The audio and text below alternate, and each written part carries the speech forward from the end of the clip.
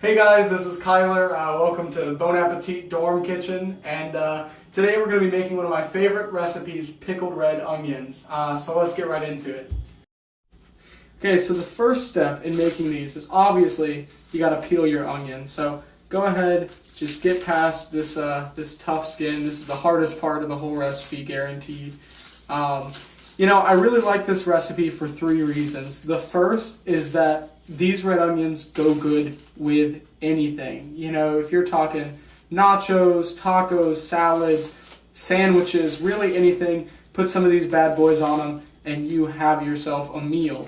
The second thing is they significantly reduce waste. So let's say you're using a red onion in a recipe and you don't use all of it. Well, you can pickle whatever's left over and it will keep for months without going bad. So it's a great way to kind of reduce the amount of produce that you're throwing out. And the third reason why I love this is that if you cut it correctly, you can actually regrow the root of this onion and make a whole new onion out of it. So it has absolutely zero waste. All right, so the next step is we're actually going to start cutting our onion into slices. So we want rings that are about 1/4 of an inch thick. So I'm just going to go ahead, cut this guy in half so he's a little more manageable. Then I'll turn him on his side and just start cutting rings down. And this is actually what we're going to pickle. This is what's going to be pickled.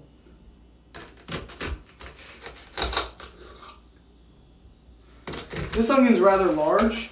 It has various cores in it, but that really shouldn't affect the pickling process.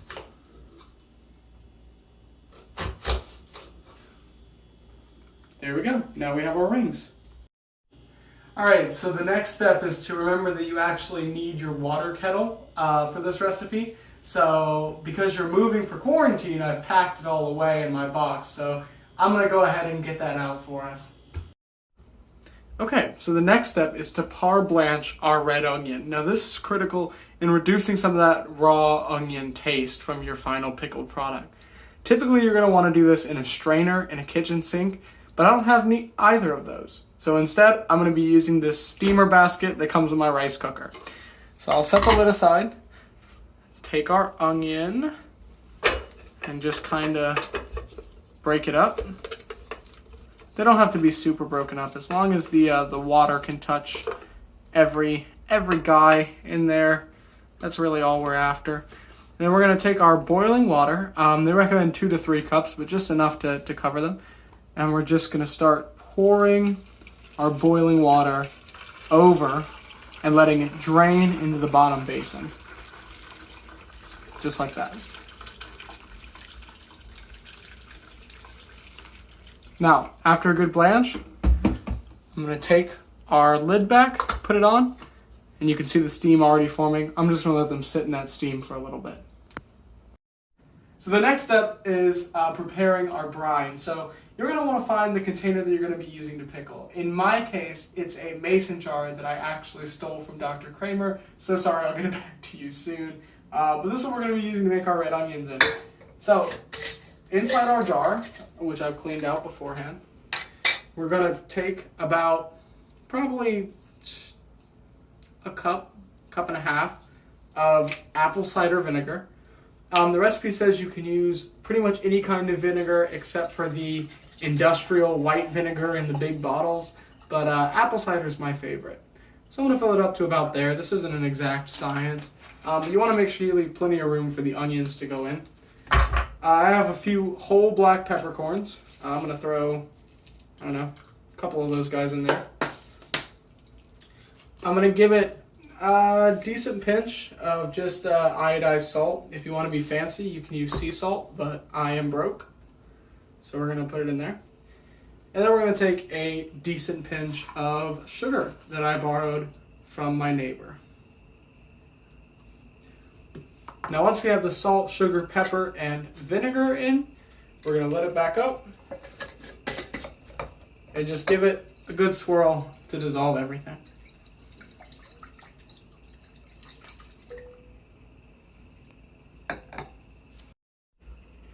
All right, so we're ready for our final step, which is actually putting the onions into the brine. So I'm going to go ahead and grab our par blanched onions. There they are, looking fantastic.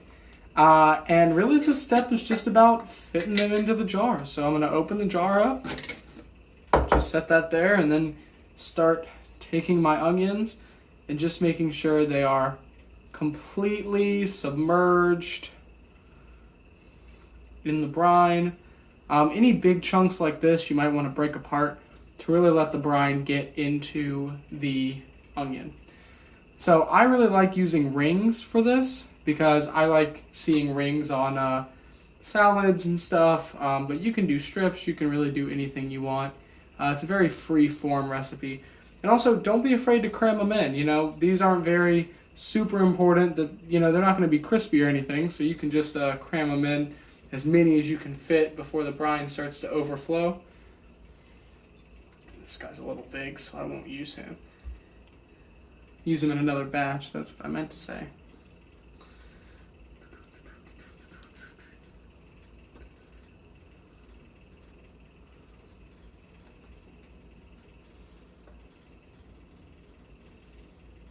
And also the par blanching really helps fold these in.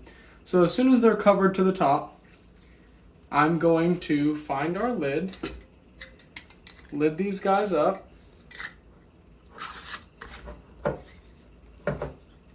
make sure it's sealed nice and tight. And I'm just going to give them one more little shake to make sure everything is well incorporated, make sure that the brine is getting around every edge of those onions. Doesn't that just look beautiful? So these will be ready in about 30 minutes, but if you let them sit for a week, they will ferment. Cut that right there.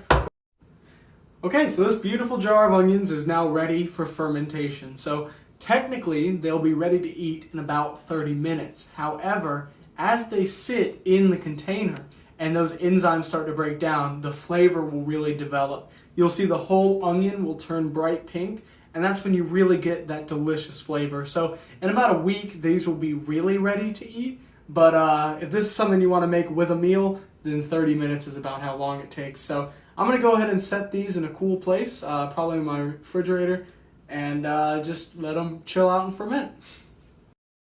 So that brings us back to the root of our onion.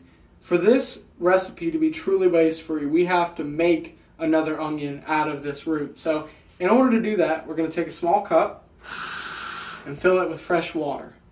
We're then going to take our onion and place it right on top of the water. Now typically you're going to want to do this with toothpicks, but I am out right now of toothpicks and I don't want to go to the store, so I will do this when I get home in a couple days. However, after a few days of being in the water, you will see these small brown roots will start to spread, and these white cores will start to pull up out of the onion. Once those have grown up a few inches high and the roots have started to come out, then it's time to move it into soil. Move the plant into hardy, nutritious soil, and you'll grow a whole new onion. Okay, so this is my recipe for pickled red onions. I know it's very simple, but for cooking in a dorm, sometimes you gotta take the tasty meals that you can make. I hope you guys try this at home. It's real simple, really easy, and pretty cheap for something so delicious. But this is Kyler again from Bon Appetit Dorm Kitchen, and thanks for watching. See ya.